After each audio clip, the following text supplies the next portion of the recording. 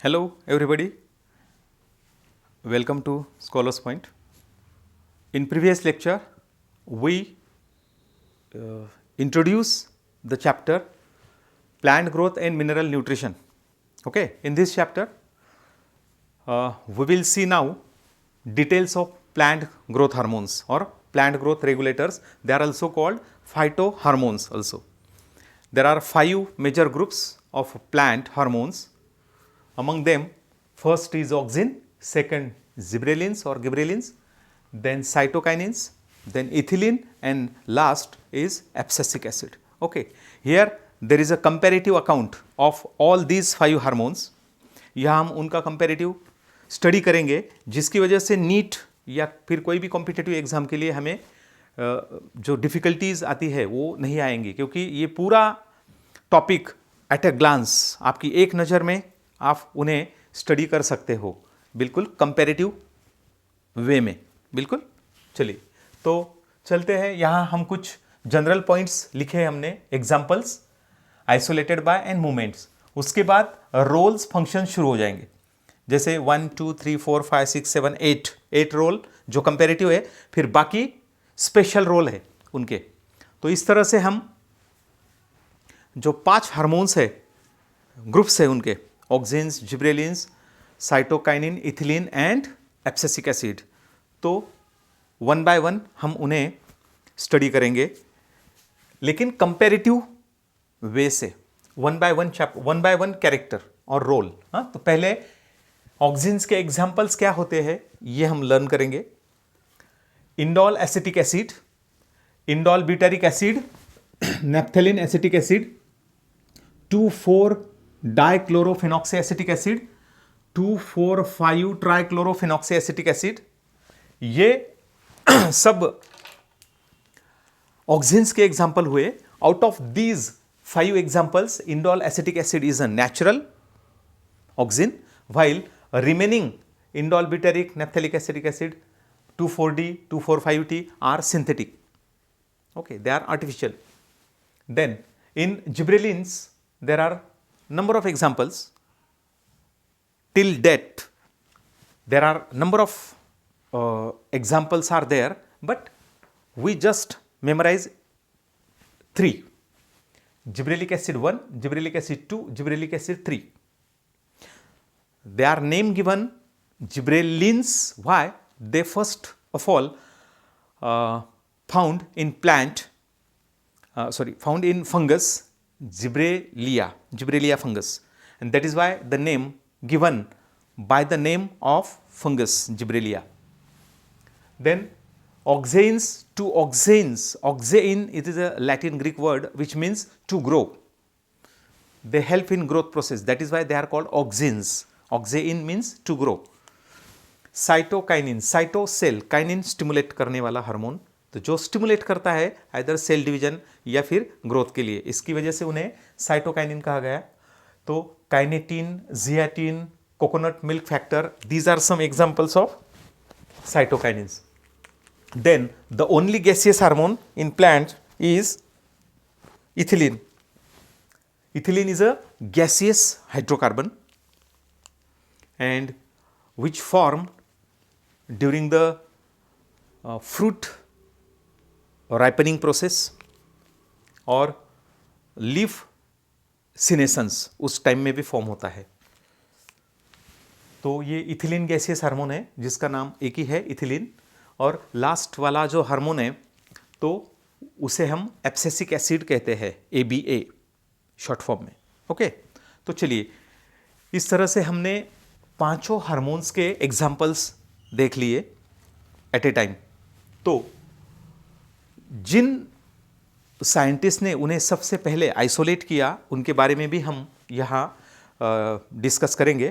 तो first of all, auxins isolated by FW Went, then gibberellins are isolated by Yabuta and Sumuki, Japanese scientist. Then cytokinins were isolated by Miller and Skug, while ethylene by Cousins and Benny, and abscisic acid by Liu Kranz.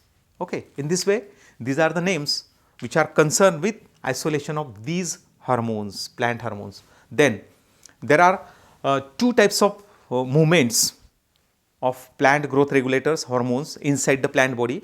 One is from apex to base of shoot or root. Then directly from apex to base, that is called polar movement.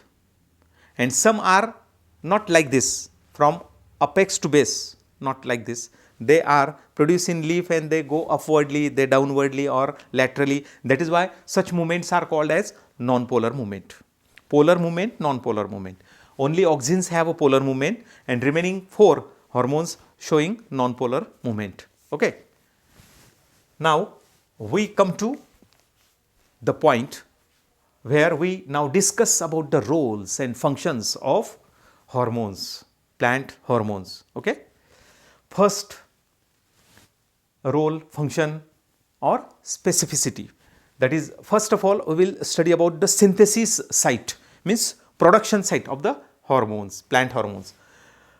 Auxins synthesized at the tip of the shoot and root, while gibberellins or gibberellins synthesized in developing seeds, leaves and roots. Okay.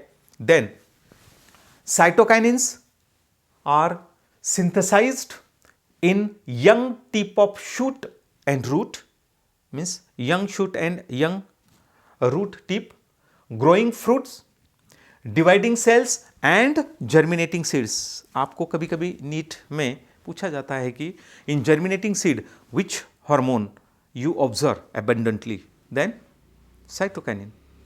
Okay, because in germinating seed cell division occurs rapidly and that responsible for germination and conversion of seed into seedling.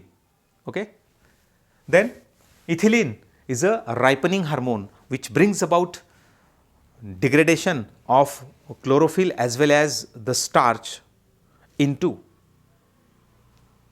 converted into sucrose, and that is why fruits after ripening become somewhat sweeter, and that is the digesting or degrading role, breakdowning role of the ethylene, and they help in color change and color in taste, sour taste converted into sweet taste, and then green color into yellowish or orange or reddish in color. Fruit ripening, they are responsible for ripening of mango, etc. fruits. Okay. Unripe mango and ripened mango have differences in color and taste. Okay. Then abscisic acid responsible for abscission.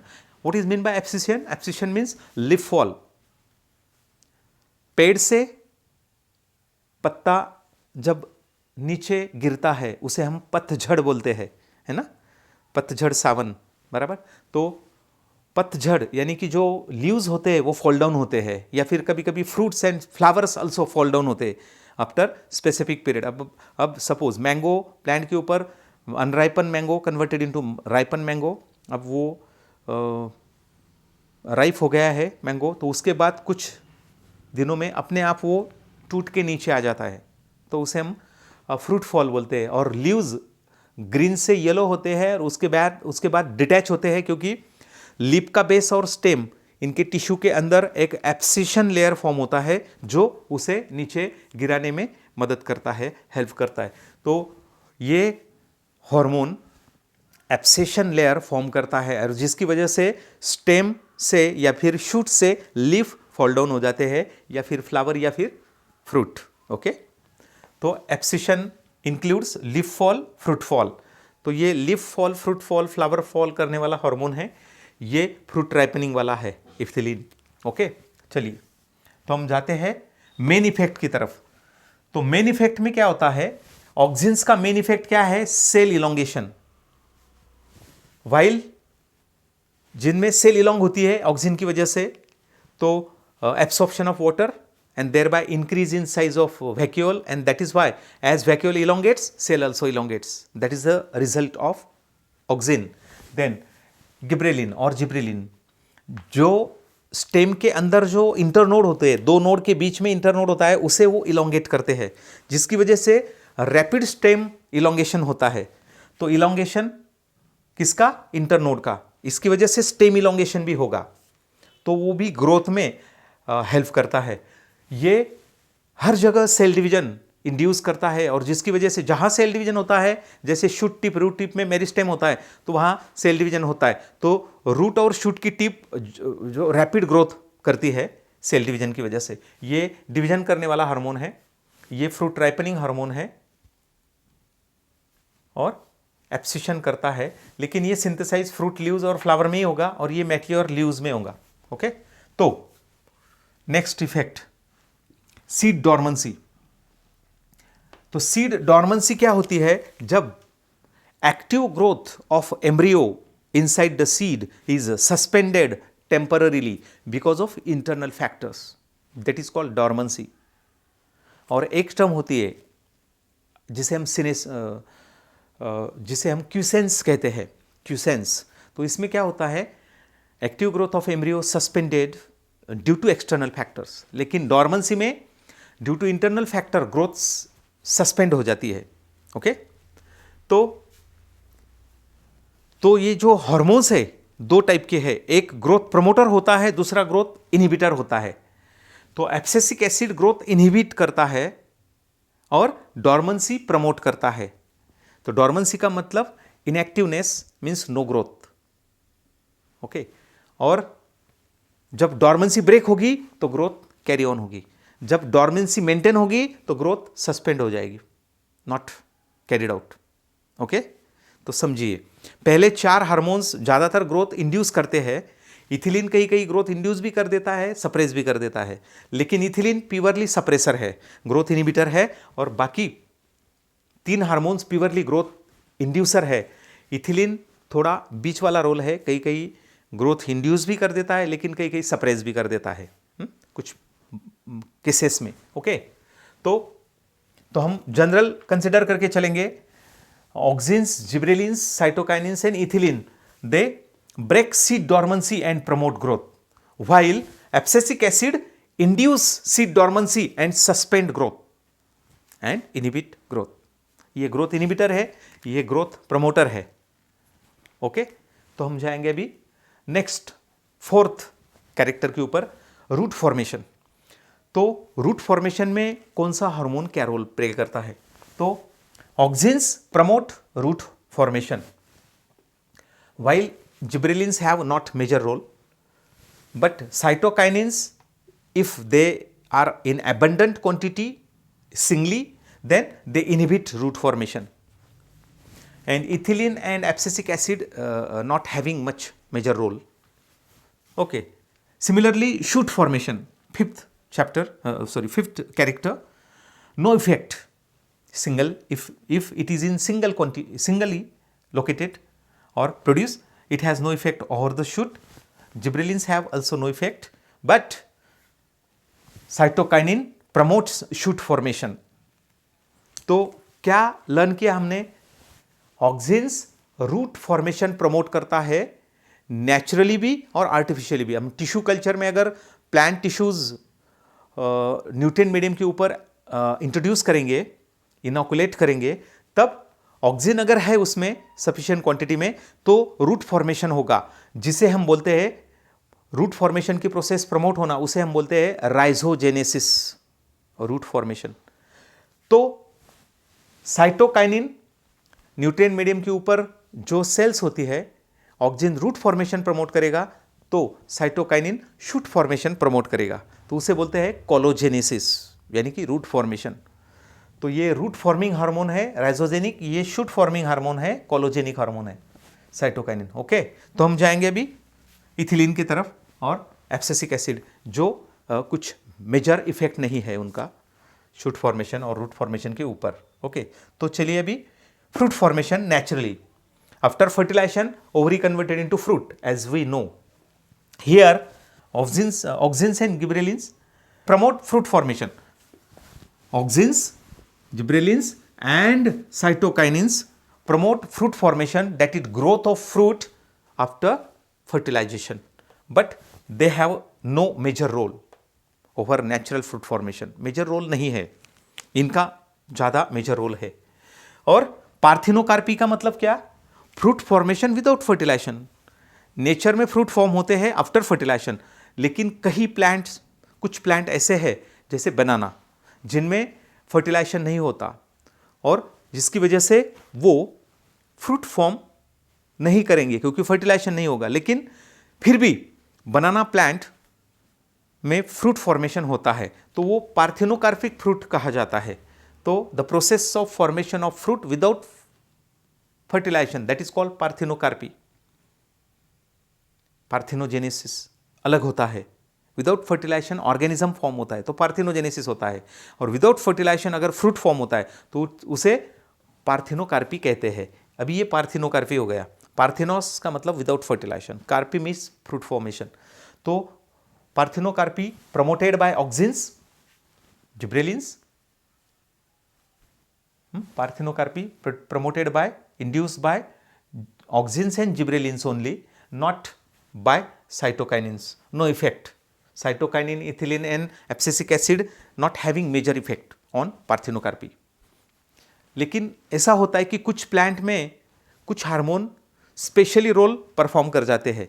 तो यहाँ हमने जो distinguishing या फिर eight a glance पांचों hormone को हम study कर रहे हैं, तो ये सभी प्लांट के बारे में ट्रूथ रहेगा, करेक्ट रहेगा, ऐसी कोई ज़रूरी नहीं है, क्योंकि कुछ हार्मोन एक प्लांट में एक फंक्शन करता है तो दूसरे प्लांट में अलग फंक्शन परफॉर्म कर सकता है। कुछ प्लांट में वो फ्रूट राइपनिंग करेगा तो लेकिन सभी प्लांट में फ्रूट राइपनिंग नहीं करता, ऐसे भी हो सकता है। तो इसकी वजह से it is not applicable to all plants in the world, okay, लेकिन मेजॉरिटी मोस्टली में एप्लीकेबल है।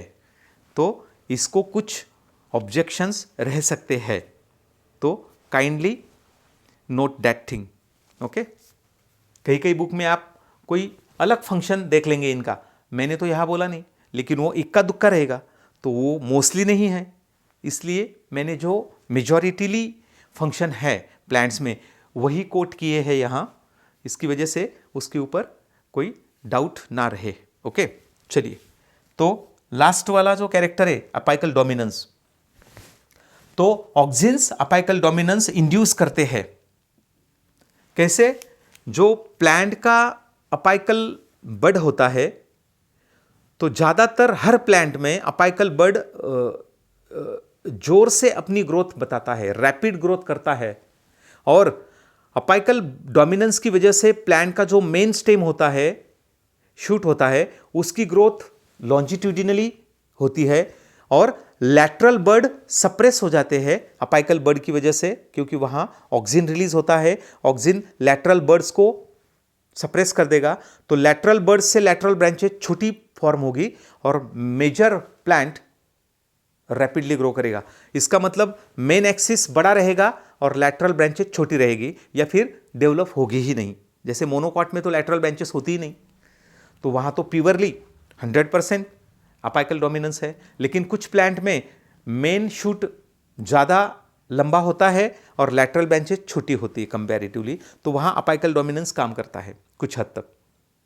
मोनोकॉट में तो है, डायकॉट में भी कुछ हद तक है, ज़्यादातर है, लेकिन बहुत ऐसा कम देखेंगे आप कि अपाइकल डोमिनेंस नहीं है। जब आप अपाइकल बड रिमूव कर लेंगे तो अपाइकल डोमिनेंस कम हो जाएगा, तो लैटरल ब्रांचेस डेवलप होने लगेंगी लैटरल बड से, क्योंकि अपाइकल डोमिनेंस ऑक्सिन्स की तरफ से होता है जो अपाइकल बड में फॉर्म होता है, ओके। तो auxins induce apical dominance and suppress the lateral birds. Lateral bud को सप्रेस कर देता है, इसकी वजह से लैटरल ग्रोथ होगी नहीं, ओनली अपाइकल ग्रोथ से काम चलेगा, और इसकी वजह से मेन एक्सिस बहुत लेंदी, लंबाई उसकी ज़्यादा रहेगी, वो लेंथफुल रहेगा, ओके। तो ये अपाइकल डोमिनेंस करता है। जिब्रेलिन का रोल कुछ नहीं होता अपाइकल डोमिनेंस में, लेकिन साइटोकाइनिन अपोजिट रोल करता है। ये एंटी अपाइकल डोमिनेंस है, जिसे हम बोलते हैं रिवर्सल ऑफ अपाइकल डोमिनेंस। अगर अपाइकल बड के ऊपर जहाँ ऑक्सिन फॉर्म होता है और अपाइकल डोमिनेंस होता है, वहाँ हम अगर साइटोकाइनिन स्प्रे कर दे अपाइकल बर्ड के ऊपर, तो अपाइकल डोमिनेंस कम हो जाएगा और लैटरल बर्ड्स इंड्यूस हो जाएंगे और लैटरल ग्रोथ स्टार्ट हो जाएगी। इसलिए इसे रिवर्सल ऑफ अपाइकल डोमिनेंस बोलते हैं आफ्टर स्प्रेइंग ऑफ साइटोकाइनिन। अब इथिलीन की तरफ जाएंगे हम। Ethylene induce apical dominance as like the auxin, ethylene भी कहीं कहीं प्लांट में अपाइकल डोमिनेंस इंड्यूस करती है और लैटरल बर्ड्स को सप्रेस करके अपाइकल बर्ड की तरफ से ग्रोथ ज़्यादा होगी, ऊपर लॉन्जिट्यूडिनल ग्रोथ ज़्यादा होगी। ओके, एब्सिसिक एसिड का कोई रोल नहीं अपाइकल डोमिनेंस में। ओके, तो ये 8 कैरेक्टर रोल फंक्शंस हमने कंपैरेटिव देख लिए, लेकिन नीचे कुछ फंक्शंस दिए मैंने, तो वो कैसे है, स्पेशल फंक्शन है उनके, इसलिए मैंने ज़्यादातर उन्हें ऐसा बताया नहीं। जैसे 8 रोल या फंक्शंस मैंने कंप्लीट कर दिए ग्रीन कलर में यहाँ से यहाँ तक, लेकिन अभी नीचे जो है तो मैं यहाँ एक लाइन ड्रॉ कर देता हूँ जिसकी वजह से हमें मालूम हो जाएगा कि ओके ये हो गया। तो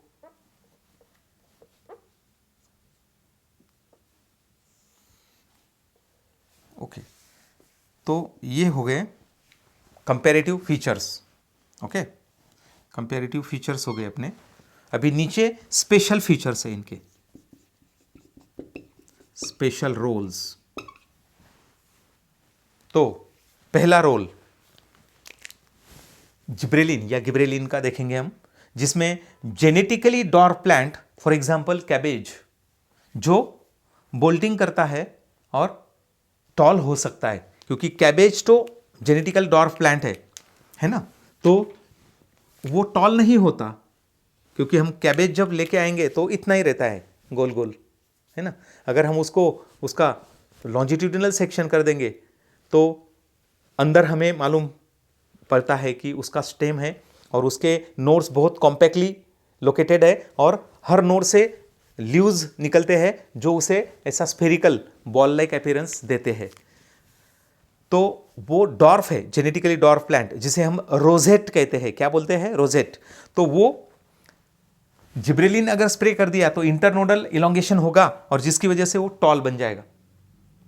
तो इस प्रोसेस को हम बोलते हैं bolting effect of gibberellin. Okay, और दूसरा सेक्स सेपरेशन होता है। अगर किसी प्लांट के ऊपर हम जिब्रेलिन अप्लाई कर देंगे तो वो मेल फ्लावर्स प्रोड्यूस करेगा, फीमेल फ्लावर्स को सप्रेस कर देगा। तो उस फेनोमेनॉन को बोलते हैं सेक्स सप्रेशन, यानी कि मेल फ्लावर्स प्रोड्यूस होंगे लेकिन फीमेल फ्लावर्स के नंबर कम होगा या फिर वो सप्रेस हो जाएंगे। तो ये सेक्स सप्रेशन है, क्योंकि फीमेल फ्लावर इंपॉर्टेंट होते हैं। अगर फीमेल फ्लावर आएंगे, जैसे इथिलीन की वजह से सेक्स एक्सप्रेशन होता है, इसमें कुछ प्लांट में फीमेल फ्लावर्स का नंबर बढ़ जाता है, मेल फ्लावर का नंबर कम हो जाता है, तो उसे हम सेक्स एक्सप्रेशन कहते हैं। सेक्स एक्सप्रेशन का मतलब फीमेल फ्लावर्स का नंबर बढ़ना और मेल फ्लावर्स कम हो जाना, उसका रिटार्डेशन होना। और यहाँ उल्टा है, फीमेल कम होंगे और मेल फ्लावर्स थोड़ी ज़्यादा हो जाएंगे, तो उसे हम सेक्स एक्सप्रेशन, इसे सप्रेशन बोलते हैं, इसे एक्सप्रेशन बोलते हैं। लेकिन यहाँ दिया नहीं है मैंने, क्योंकि कुछ बुक्स में उसके बारे में ज़्यादा इन्फॉर्मेशन नहीं है, ये भी कुछ बुक्स में ज़्यादा नहीं है, कहीं कहीं इन्फॉर्मेशन है। तो यहाँ जाएंगे अभी हम। साइटोकाइनिन क्या करता है? सीनेसेंस डिले करता है। सीनेसेंस क्या होता है? एजिंग ऑफ प्लांट बॉडी और फाइनली डेथ। जैसे हम बढ़ते हैं, जैसे हम 40 ईयर्स, 50 ईयर्स, 60, 70, 80, 90, 100, तो ये हमारा 60 से लेके आगे हमारा एजिंग हो जाता है, हम ओल्ड एज में जाते हैं और ज़्यादा ओल्ड होते जाते हैं, हमारे ऑर्गन्स डिग्रेड होते जाएंगे, क्योंकि सेल्स में डिग्रेडेशन, ब्रेकडाउन, ऑक्सीडेशन स्टार्ट हो जाता है, जिसकी वजह से ऑर्गन काम करना कम कर देते हैं, मेमोरी लॉस होता है, मेंटल रिटार्डेशन होता है, कुछ अल्जाइमर्स होता है, या फिर जॉइंट पेन शुरू हो जाते हैं। ऐसे नंबर ऑफ डिजेनरेटिंग डिसीज स्टार्ट हो जाते हैं ह्यूमन बींग्स में और एनिमल्स में। वैसे प्लांट भी जैसे लेट स्टेज में जाएगा, ओल्ड एज में जाएगा, तो ओल्ड एज होना ये डिले करता है, एजिंग डिले कर देता है। तो प्लांट को यंग रखेगा। क्यों? क्योंकि ये सेल डिवीजन करता है और यंग रखता है, न्यू पार्ट बनेंगे, जिसकी वजह से अगर न्यू पार्ट बनना बंद हो गए, न्यू सेल्स बनना बंद हो गई, तो सेल्स ओल्ड हो जाएंगी और जल्दी डेथ होगी। तो ये cytokinin delay senescence in plants and prevents aging and death of a plant. Premature death नहीं होने देगा, वो उसे चिरतरुण रखेगा वो। यहाँ इथिलीन क्या करता है, इथिलीन रिटार्ड्स फ्लावरिंग, फ्लावरिंग की जो प्रोसेस होती है इथिलीन उसको कम कर देता है थोड़ी, क्योंकि उसका स्पेशल रोल है, और ये प्रमोट करता है सीनेसेंस, ये सीनेसेंस डिले करेगा, एजिंग डेथ को ये प्रमोट करेगा इथिलीन की वजह से। कब? क्योंकि जब फ्रूट किसी भी प्लांट के ऊपर कि जो प्लांट एनुअल प्लांट है उसके ऊपर अगर फ्रूट आ रहे हैं तो फ्रूट आने के बाद प्लांट की लाइफ खत्म हो जाती है। जब प्लांट की लाइफ कम होगी, जैसे बढ़ेगी प्लांट की लाइफ, एजिंग होगा, तभी फ्रूट राइपन हो जाएंगे, ड्राई हो जाएंगे और प्लांट डाई हो जाएगा, उसका डेथ हो जाएगी। तो ये प्रमोट करता है senescence, ethylene promote senescence while cytokinin delay senescence.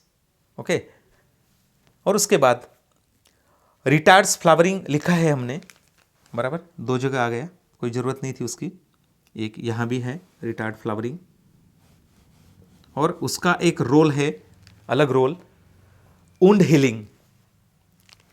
तो अगर प्लांट के ऊपर कुछ वुंड बन जाती है, डैमेज हो जाता है, कुछ पोर्शन कट हो जाता है नाइफ की वजह से, या कोई कुल्हाड़ी चला देता है, कुछ शार्प ऑब्जेक्ट चला देता है, नाइफ चला देता है, या कुछ भी डैमेज होता है, उसको फिजिकल डैमेज होगा प्लांट टिश्यू को, तो उसको हीलिंग करने के लिए वहाँ इथिलीन फॉर्म होना शुरू हो जाता है। तो इथिलीन का सप्लाई शुरू होगा वहाँ। और आपको मालूम है कि जो प्रोडक्शन साइट होती है और एक्शन साइट होती है उसमें डिस्टेंस होता है। Production site located at one place and action site located at another place, they are distantly place, उसमें अंतर होता है, डिस्टेंस होता है। तो कंडक्शन कौन करेगा? फ्लोएम से होता है, फ्लोएम पैरेन्काइमा से। तो हीलिंग प्रोसेस के लिए इथिलीन वहाँ जाएगा, क्योंकि इथिलीन कहाँ फॉर्म होता है? फ्रूट्स, लीव्स और फ्लावर में। तो लीव्स में से, फ्लावर में से या फ्रूट में से हीलिंग की तरफ जाएगा इथिलीन, और वुंड हीलिंग की प्रोसेस बेहतर होगी प्लांट की। ओके, और लास्ट एब्सिसिक एसिड, इसके जो स्पेशल फंक्शन है उसे हम एब्सिसिक एसिड को पॉपुलरली बोलते हैं ये स्ट्रेस हार्मोन है। स्ट्रेस का मतलब क्या? प्लांट के रिस्पेक्ट में, विथ रिस्पेक्ट टू प्लांट हम स्ट्रेस किसे बोलते हैं? अगर प्लांट को सॉइल में से पानी कम मिलता है एब्सॉर्प्शन के लिए, if water is not available in the soil for absorption purpose through root hair, then that condition is called stress condition. यानी कि ड्रॉट है, रेनफॉल हुआ नहीं है, या फिर समर है तब पानी मिलता नहीं और रूट पानी सर्च करते हैं एब्सॉर्प्शन के लिए लेकिन मिलता नहीं, तो वो हो गई स्ट्रेस कंडीशन। लेकिन समर में क्या होता है? लीफ सरफेस पे स्टोमेटा होते हैं, उनके थ्रू बहुत सारी वाटर वेपर्स बाहर निकलती है और प्लांट की बॉडी डिहाइड्रेट होना शुरू हो जाती है। अगर नीचे पानी नहीं है सॉइल में और ऊपर ट्रांसपायरेशन गोइंग ऑन होते रहता है, चलते रहता है, तो क्या होगा? लास्ट में प्लांट डिहाइड्रेट होगा, ड्राई हो जाएगा और उसकी डेथ हो जाएगी। तो ये प्रिवेंट करने के लिए प्लांट क्या करता है? मैच्योर्ड लीव्स में से एब्सिसिक हार्मोन रिलीज होगा और वो स्टोमेटा जो होते हैं उनका क्लोजर स्टार्ट हो जाएगा, stomatal closure. Abscisic acid brings about stomatal closure and that is why transpiration rate reduced और वाटर लॉस रिड्यूस होगा। तो ये स्ट्रेस हार्मोन भी है और एंटी ट्रांसपायरेंट भी बोलते हैं उसे पॉपुलरली। क्या बोलते हैं? एंटी ट्रांसपायरेंट। बिल्कुल ट्रांसपायरेशन प्रिवेंट करेगा, अवॉइड करेगा बाय स्टोमेटल क्लोजर, स्टोमेटा का क्लोजिंग करेगा और उसकी वजह से वाटर वेपर्स लॉस होना बंद हो जाएगी और प्लांट का डिहाइड्रेशन नहीं होगा और जिसकी वजह से कुछ देर तक प्लांट सर्वाइव होगा विदाउट वाटर। ओके, तो stress hormone they reduce transpiration during drought और stress condition, waterless condition by stomatal closure. They allow stomatal closure and then avoid the transpiration and that allow plant to survive in that extreme condition for some days. Okay, तो ये सब कुछ मैंने chart form में सिर्फ आपके लिए बनाया है। आशा करता हूँ कि आपको पसंद आया होगा।